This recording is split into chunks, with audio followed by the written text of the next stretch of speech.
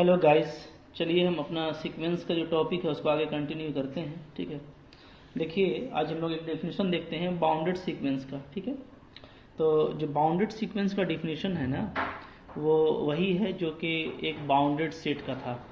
यानी अगर किसी सेट के पास अपर बाउंड भी है, लोअर बाउंड भी है, तो उसको हम लोग बाउंडेड सेट बोलते थे। लाइक दैट अगर किसी सीक्वेंस के पास में जो है अपर बाउंड भी है और लोअर बाउंड भी है, तो हम लोग उसको क्या बोलेंगे? बाउंडेड सीक्वेंस बोलेंगे। ठीक है, ओके। तो पहले हम लोग यहाँ पे जैसे लिख देते हैं हम कि अपर बाउंड क्या होता है। ठीक है, ओके। या बाउंडेड एबव किसको बोलते हैं, इसको भी हम लोग बोल सकते हैं। ठीक है, तो पहले ये देखिए अपर बाउंड, हाँ, upper bound of a sequence. ठीक है, upper bound of a sequence का क्या मतलब है? का मतलब है जैसे मान लीजिए कोई मेरे पास सीक्वेंस है। ठीक है, okay. Let sequence A N is a be a sequence. ठीक है, एक सीक्वेंस है बी ए सीक्वेंस। ठीक है, तो अगर ये सीक्वेंस है, ठीक है, देन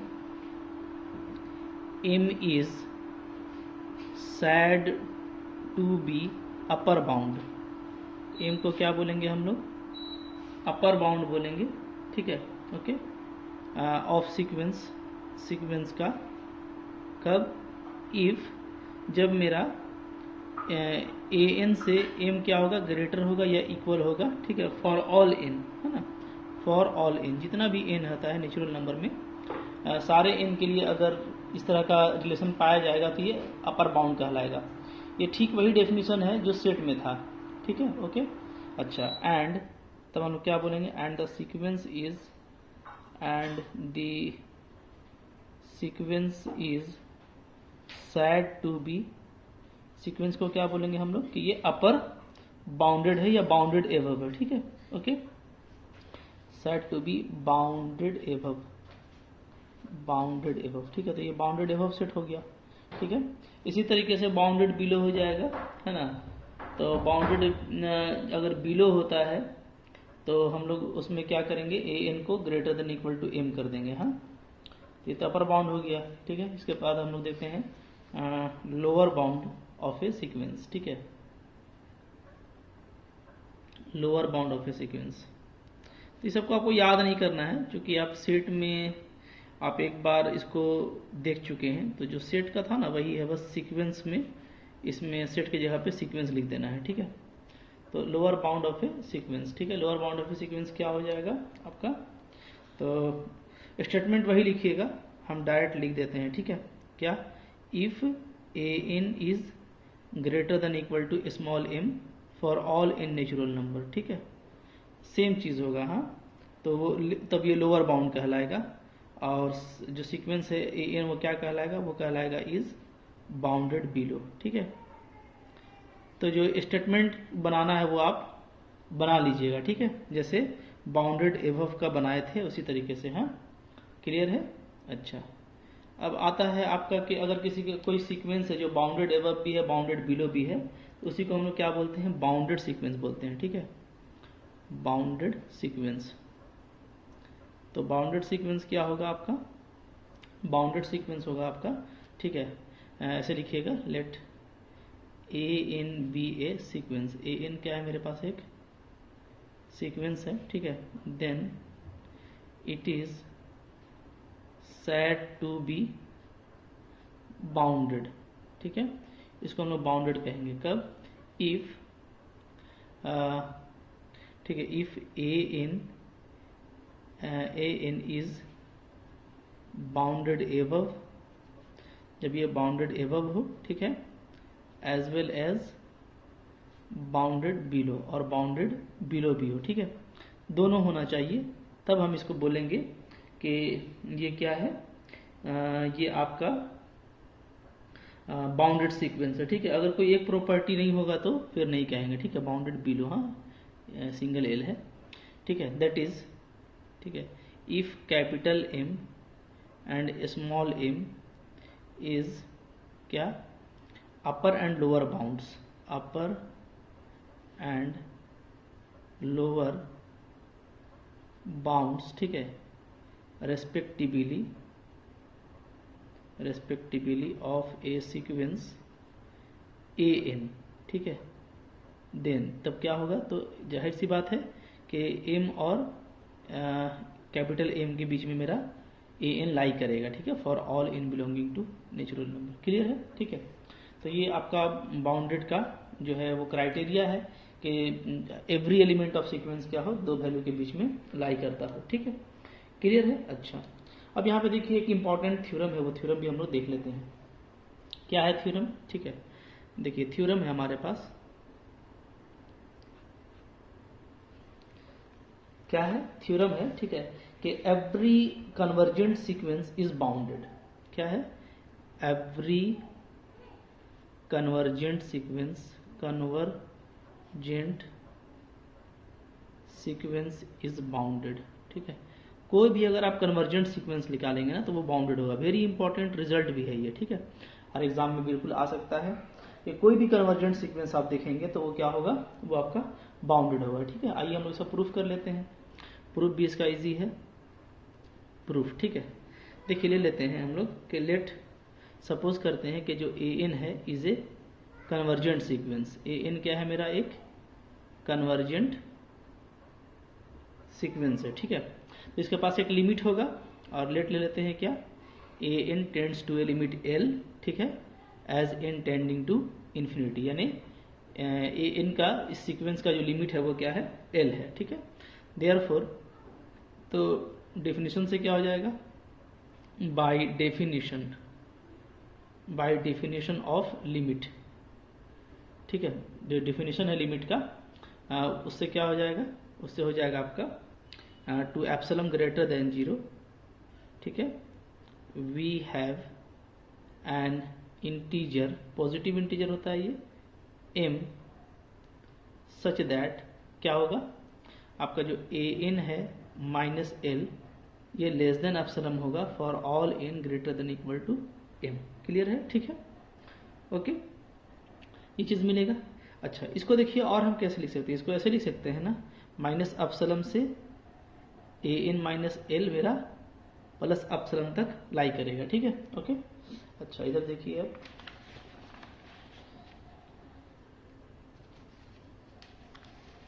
अच्छा इसको हम और फिर क्या लिख सकते हैं, इसको हम लिख सकते हैं, ठीक है, दिस इम्प्लाइज, ठीक है, एल को हर तरफ ऐड कर दीजिए तीनों साइड में, ठीक है।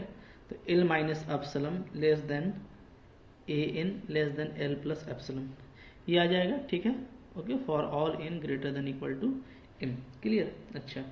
अब देखिए जाहिर सी बात है कि ये मेरे जो सीक्वेंस है वो क्या है, वो दिखा रहा है कि इसके पास लोअर बाउंड है और अपर बाउंड है, ठीक है, ओके। तो इसके पास लोअर बाउंड भी है और इसके पास क्या है, अपर बाउंड भी है।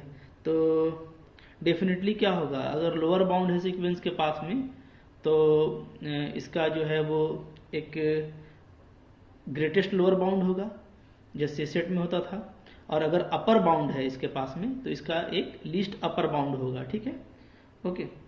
तो आइए हम लोग यहाँ पे ले लेते हैं लेट, ठीक है, लेट क्या, k and k dash B largest and, ठीक है, इसको मैंने लार्जेस्ट लिया है, इसको मैं ले रहा हूँ, ठीक है, least, largest and least element respectively, ठीक है, एमंग A1 A2 A3, ठीक है, ऑल। तो ये जो सीक्वेंस है ए एन का, इसमें मान लेते हैं ना कि सबसे जो बड़ा वैल्यू है वो k है और सबसे जो छोटा वैल्यू है वो k डैश है, ठीक है, ओके। अच्छा एंड लेट, और एक चीज़ हम और ले रहे हैं कि जो s है वो क्या है, वो मैक्सिमम है, मैक्सिमम वैल्यू है किसमें k में और l प्लस एप्सिलॉन में, समझिए आप, ठीक है। देखिए हम लोग क्या लिए हैं, मैं आपको यहाँ पे एक समझाता हूँ, ठीक है, काफ़ी आसानी से आपको समझ में आ जाएगा मैं ऐसा क्यों कर रहा हूँ, ठीक है, ताकि वो जो बाउंडेड वाला काम है वो काफ़ी आसानी से हो जाए, ठीक है। देखिए जैसे ये हम लोग का सीक्वेंस है, ठीक है, ओके। तो सीक्वेंस जो है हम लोग का, ये मान लीजिए ये हमारा सीक्वेंस है यहाँ से यहाँ तक, ठीक है ना, ये कोई सीक्वेंस है, सीक्वेंस चल रहा है। और सीक्वेंस का जो सबसे बड़ा वैल्यू है, लार्जेस्ट वैल्यू है, वो है के सीक्वेंस में, ठीक है। और जो सबसे छोटा वैल्यू है वो है आपका के डैश, ओके, सीक्वेंस का। अब ये देखिए कि जो सीक्वेंस है ना मेरा, वो आप देख रहे हैं for all n greater than equal to m, एक स्टेज के बाद सीक्वेंस का सारा वैल्यू l माइनस एप्सिलॉन से क्या हो जाता है, बड़ा हो जाता है, ठीक है। तो ध्यान दीजिए, l माइनस एप्सिलॉन क्या हो जा रहा है, एक स्टेज के बाद इसका लोअर बाउंड हो जा रहा है, कह सकते हैं, ठीक है, लोअर बाउंड, क्योंकि इससे सारा एलिमेंट बड़ा हो जा रहा है एक स्टेज के बाद। और l प्लस एप्सिलॉन से क्या हो जा रहा है, छोटा हो जा रहा है, ठीक है। ये आपका लोअर बाउंड है, ये आपका कह लीजिए अपर बाउंड है, एक स्टेज के बाद। तो एक स्टेज के बाद ये हो रहा है, ठीक है। तो अब आप ध्यान दीजिए, हम सपोज कर लेते हैं ना कि इन दोनों में, जैसे हम जब कंपेयर करेंगे तो कैसे बात करेंगे कि इन दोनों में छोटा कौन है सो देख लेते हैं, ठीक है, और इन दोनों में बड़ा कौन है सो देख लेते हैं, ठीक है। तो एस हम मैक्सिमम निकाले हैं के या एल प्लस एप्सिलॉन में, ठीक है।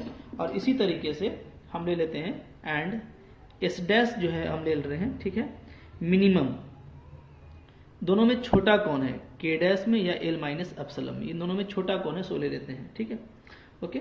अगर ऐसा होगा देन क्या हो जाएगा बताइए, देन डेफिनेटली ये हो जाएगा कि एस डैश और एस के बीच में आपका ए एन आ जाएगा फॉर ऑल एन, ठीक है। यानी ये जो रिस्ट्रिक्शन है ये हट जाएगा N greater than equal to M, इसलिए कि एक स्टेज के बाद ये हो रहा था, ठीक है, ओके। तो ये एक स्टेज के बाद हो रहा था, बट ये आप ध्यान दीजिए कि अगर ए एन में से जो है ए एन का सबसे बड़ा वैल्यू के है और एल प्लस एप्सिलॉन और के में जो बड़ा है उसको हम ले लेते हैं, तो अगर हम एल प्लस एप्सिलॉन लेते तो एक स्टेज के बाद लेते, लेकिन हम इन दोनों में जो बड़ा है उसको ले रहे हैं, तो जाहिर सी बात है कि अब ये स्टेज पे डिपेंड नहीं करेगा, तो ये क्या आ जाएगा फॉर ऑल एन। इसी तरीके से एल माइनस एप्सिलॉन में और जो सबसे छोटा वैल्यू हम लिए के डैश में, उन दोनों में जो छोटा है उसको हम अगर एस डैश लेते हैं तो डेफिनेटली क्या है फॉर ऑल एन के लिए मेरा एस डैश और एस के बीच में ए एन आ जाएगा, ठीक है, ओके। अच्छा, आ गया तो ये तो अब हो गया आपका, चूंकि फॉर ऑल एन आ चुका है, यानी कि सीक्वेंस का जो सारा वैल्यू है वो एस डैश और एस के बीच में है, ठीक है, क्लियर है। तो यहां से हम लोग लिख सकते हैं क्या, 10 जो मेरा सीक्वेंस है वो क्या हो जाएगा, sequence A N is a bounded sequence, मेरा जो सीक्वेंस है वो क्या है, वो बाउंडेड सीक्वेंस है, क्लियर है, ठीक है। तो अगर बाउंडेड हो गया तो कन्वर्जेंट हम लोग लेके चले थे, और ये क्या हो गया आपका, ये आपका हो गया बाउंडेड, ठीक है। तो इसको हम लोग ऐसे लिख सकते हैं, दैट इज क्या, that is mod of A N अगर लगा देंगे तो ये हो जाएगा आपका लेस देन लेमडा, ठीक है, for all N belonging to natural number. इसको ऐसे भी लिखा जा सकता है, ठीक है। इसलिए ऐसा लिख दिए कि देखिए यहाँ पे एस डैश है और एस है, तो हो सकता है ये निगेटिव हो और ये पॉजिटिव हो, ठीक है। जब आप ऐसे लिखते हैं तो इसका मतलब क्या होता है कि ये माइनस लेमडा से लेमडा के बीच में है, तो इसी दोनों में से आपका कोई एक लेमडा होगा, ठीक है। तो क्या होगा, where lambda is greater of two values mod S and mod S dash, ठीक है। मॉड लगा दिए, मॉड लगाने देने से क्या हो गया कि अगर ये निगेटिव भी है तो इसका डैश क्या हो जाएगा, पॉजिटिव, तो दो पॉजिटिव, दोनों पॉजिटिव हो जाएगा मॉड लगा देने से। तो इसमें से जो बड़ा होगा, ठीक है, मान लेते हैं लेमडा इन दोनों से बड़ा है, ठीक है, तो हम इसको डायरेक्ट ऐसे लिख सकते हैं, क्योंकि आपको पता है कि जो अपर बाउंड है तो अपर बाउंड से बड़ा वैल्यू भी अपर बाउंड होता है। तो अगर आपको बाउंडेड को चूंकि जनरली से डिनोट किया जाता है कि उसका जो मॉड वैल्यू है वो किसी से स्मॉलर है, ठीक है, तो इससे इस तरीके से आप डिनोट कर सकते हैं। हाँ, तो यहाँ पे भी आप खत्म कर सकते हैं, चाहे तो ये प्रूफ हो चुका है, और चाहे तो आप यहाँ तक इसको ला करके फिनिश कर सकते हैं, ठीक है, ओके। आई होप आपको समझ में आ गया होगा, ठीक है। अच्छा, अब देखिए यहाँ पे हम लोग क्या चीज़ देखे, ये एक इम्पॉर्टेंट बात है, ठीक है, और आपको इसको याद रखना है, ठीक है। क्या है इम्पॉर्टेंट बात, इम्पॉर्टेंट नोट ये है कि अगर हम लोग देखें कि अगर कन्वर्जेंट है अगर क्या है कन्वर्जेंट है तो बिल्कुल वो क्या होगा, बाउंडेड होगा। ये हम लोग अभी प्रूफ किए हैं। तो अगर कोई सीक्वेंस आपका कन्वर्जेंट है तो वो क्या होगा, बाउंडेड। लेकिन कन्वर्स जो है इसका ट्रू नहीं है, ठीक है। बट कन्वर्स में नॉट ट्रू, ठीक है। जो कन्वर्स है वो आपका सही नहीं भी हो सकता है। बात फॉलो कर रहे हैं। इसलिए कि आपको अगर बाउंडेड सीक्वेंस है तो जैसे कन्वर्जेंट है तो बाउंडेड आप बोल दिए, लेकिन अगर आपके पास बाउंडेड है, बाउंडेड, तो क्या यहां से आप कन्वर्जेंट बोल देंगे?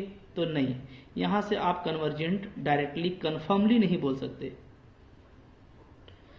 ठीक है। ओके, तो इसका जो कन्वर्स है ऊपर का थ्योरम का वो करेक्ट नहीं है ऑलवेज, ठीक है। तो ये भी क्वेश्चन आपसे पूछ सकता है, ठीक है। कैसे पूछेगा देखिए, ठीक है। आपसे पूछ सकता है इस तरीके से, क्वेश्चन में बना देता हूं, ठीक है क्या, show that every bounded sequence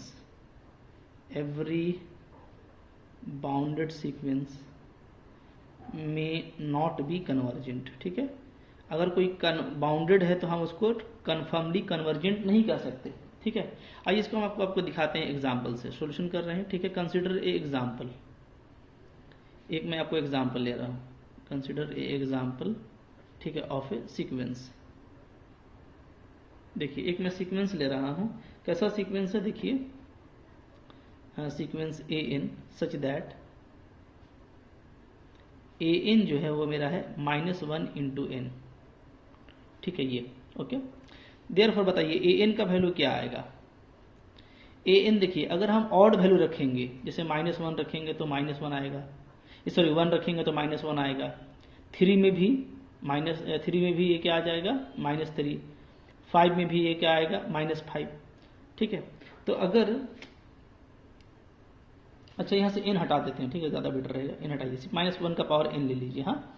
तो अब आप देखिए अगर हम लोग n को ऑड लेते हैं तो -1, ठीक है, क्योंकि 1 में भी -1, 3 में भी -1, 5 में -1, तो इसका वैल्यू -1 आ रहा है कब, जब n मेरा क्या है, ऑड है, ठीक है।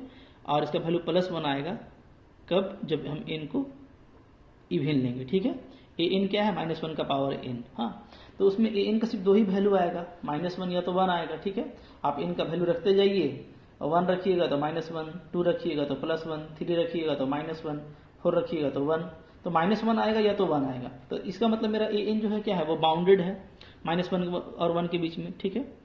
तो हम लोग देयरफॉर क्या बोलेंगे, देयरफॉर मेरा जो सीक्वेंस ए एन है उसमें सिर्फ 2 ही वैल्यू है, क्या है, -1 है और 1 है, ठीक है।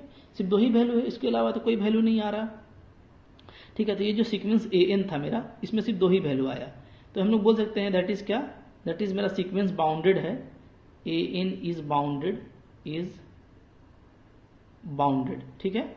और किसके किसके बीच में बाउंडेड है, तो बोल सकते हैं आपके बिटवीन -2 and 2, ठीक है। क्योंकि इसका वैल्यू -2 और 2 के बीच में है, सिर्फ 2 ही वैल्यू है, ठीक है, ओके, क्लियर है। तो अब हम लोग बोलेंगे कि दैट इज हम क्या लिख सकते हैं, दैट इज हम लिख सकते हैं कि मतलब जो मॉड n है वो लेस देन क्या है, 2 है, ठीक है। क्योंकि इसको आप खोलिएगा तो इसी के बीच में आ जाएगा। तो अब आपका देखिए ये सीक्वेंस क्या है, बाउंडेड है, therefore sequence A N is bounded, okay. तो सीक्वेंस तो बाउंडेड हो गया, लेकिन ये आप देखिए कन्वर्जेंट नहीं है, ठीक है, but it is not convergent, it is not convergent, ठीक है। कैसे, इसलिए कि इसके पास 2 लिमिट आ रहा है, -1 और 1, मैंने आपको बताया था कि अगर कन्वर्जेंट है तो उसके पास लिमिट क्या होगा, यूनिक होगा, ठीक है। But it is not convergent as it has 2 limits, क्योंकि इसके पास 2 लिमिट्स है, -1 and 1, ठीक है। तो ये कन्वर्जेंट नहीं कहलाएगा, क्योंकि कन्वर्जेंट के लिए क्या होता है, यूनिक लिमिट होना जरूरी है, ठीक है, ओके। तो इस तरह से जितना भी ऑक्सीलेटिंग है आपका सीक्वेंस, उस ऑक्सीलेटिंग सीक्वेंस को आप ले सकते हैं जो बाउंडेड है, ठीक है, ओके। तो इस तरह का जितना भी ऑक्सीलेटिंग सीक्वेंस होगा जो बाउंडेड होगा तो उसके पास एक से ज़्यादा लिमिट आएगा, तो उसके बारे में आप कह सकते हैं कि वो ऐसा सीक्वेंस है जो बाउंडेड तो है लेकिन कन्वर्जेंट नहीं है, क्लियर है, ठीक है। तो आई होप आपको ये एग्जाम्पल समझ में आसानी के साथ आ गया होगा, ठीक है, okay. Thank you for watching.